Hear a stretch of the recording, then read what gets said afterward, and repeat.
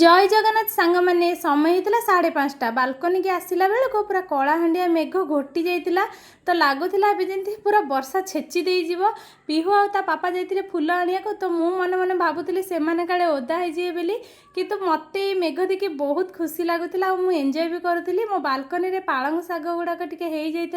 तो से मुठे पर पालंग शाग मुझे तोली आनी ताकू आज बेसन चिल्लारे पकईकि मु खाऊँ मो मन आज बहुत खुशी थी निज बालकनी मुझे ताको तोलिक आनी दीपर खाइबार गोटे सादा सीधा लंच बनई भात लाउ बुट